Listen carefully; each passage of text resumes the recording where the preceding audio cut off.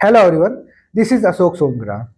आज हम हॉस्पिटल के अंदर उपयोग में आने वाली इमरजेंसी ड्रग्स हाइड्रोकोर्टिसोन के बारे में अध्ययन करेंगे।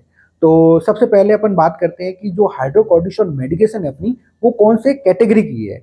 तो कैटेगरी के अंदर देखा जाए तो वो कॉर्टिकोस्टेरॉइड या फिर ग्लूकोकॉर्टिकॉइड कैटेगरी की होगी। कौन सी? कॉर्टिकोस्टेरॉइड या फिर ग्लूकोकॉर्टिकॉइड कैटेगरी की होगी। तो कैटेगरी के बाद में अपन देखते हैं कि जो अपनी हाइड्रोकोर्टिसोन मेडिकेशन है उसका इंडिकेशन या उसका यूजेज कहाँ का होता है।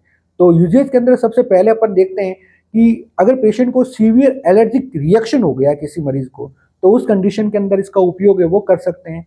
दूसरा इसका उपयोग है अस्थमा एग्जर्वेशन के अंदर भी कर सकते हैं। अस्थमा की बहुत ज़्यादा हैवी कंडीशन हो जाए तो उस कंडीशन के अंदर भी इसका उपयोग है वो कर सकते हैं। तीसरा इसका उपयोग है एड्रिनल इनसफिशिएंसी के अंदर इसका उपयोग कर सकते हैं। एड्रिनल इनसफिशिएंसी के कारण भी ये इसका अंदर इसका उपयोग है वो कर सकते हैं। और चौथा इसका उपयोग है सेप्टिक शोक की कंडीशन अगर हो जाए मरीज को, तो उस कंडीशन के अंदर भी इसका उपयोग है वो कर सकते हैं। और पांचवा इसका उपयोग है कोई रूमेटिक डिसऑर्डर है या फिर कोई डर्मेटोलॉजिकल कंडीशन हो गई है या फिर ऑटो इम्यून कंडीशन हो गई है, तो उस कंडीशन के अंदर अपन हाइड्रोकोर्टिसोन है उसका उपयोग है वो कर सकते हैं। तो ये क्या होते हैं, इसके इंडिकेशन या इसके यूजेज होते हैं। यूजेस के बाद में अपन बात करते हैं कि जो हाइड्रोकोर्टिसोन जो मेडिकेशन है अपनी, उसका डोजेज क्या क्या होता है। तो डोज के अंदर इसको अपन आईवी और आईएम दोनों रूट से अपन किसी मरीज को वो प्रोवाइड कर सकते हैं। तो सबसे पहले अपन देखते हैं कि जो डोज की बात करें तो अगर इमरजेंसी कंडीशन हो जाए, इमरजेंसी कंडीशन जैसे मान लो कि पेशेंट को एनापाइलेटिक कंडीशन हो गई है या फिर एड्रिनल क्राइसिस की कंडीशन हो गई है, तो उस कंडीशन के अंदर अपन डोज देंगे वो 100 टू 200 mg आईवी स्टेट देंगे। कितना?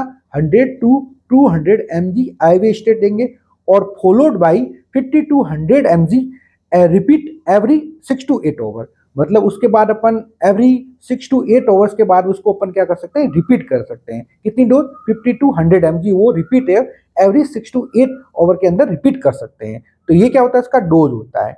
डोज के बाद इसकी जो मेंटेनेंस डोज देते हैं, तो मेंटेनेंस डोज के अंदर देखा जाए वो मेंटेनेंस डोज होती है वो 22 टू 40 mg पर डे। कितनी? 22 to 40 mg per day in divided doses. उसको डिवाइड करके अपन क्या करेंगे, उस डोज को प्रोवाइड करेंगे। तो ये क्या होता है, इसका डोज होता है। डोज के बाद में अपन बात करते हैं कि जो हाइड्रोकोर्टिसोन मेडिकेशन है अपनी, उसके क्या क्या साइड इफेक्ट देखने को मिल सकते हैं। तो साइड इफेक्ट के अंदर बात करते हैं सबसे पहले तो पेशेंट को हाइपर ग्लाइसेमिया हो सकता है। मतलब अपन कॉर्टिकोस्टेरॉइड ज्यादा दे रहे हैं, ओवरडोज के कारण पेशेंट को हाइपर ग्लाइसेमिया होने के चांसेस रह सकते हैं, यानी कि ग्लूकोज लेवल बढ़ सकता है। और दूसरा साइड इफेक्ट हाइपर टेंशन देखने को मिल सकता है, मतलब ब्लड प्रेशर है वो इंक्रीज हो सकता है।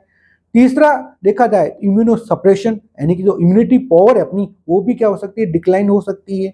और चौथा अगर देखा जाए तो इसके अंदर गैस्ट्रिक इरिटेशन देखने को मिल सकती है मरीज को, यानी कि गैस्ट्रिक प्रॉब्लम भी हो सकती है मरीज को। और पांचवा जो है मूड चेंजेस, यानी अपनी जो अपना मूड है उसके अंदर भी डिस्टर्बेंस या उसके अंदर बदलाव देखने को मिल सकते हैं। तो ये क्या होते हैं, इसके हाइड्रोकोर्टिसोन मेडिकेशन के क्या होते हैं, साइड इफेक्ट होते हैं। तो ये टॉपिक हाइड्रोकोर्टिसोन का यहीं पे कंप्लीट होता है। Thank you.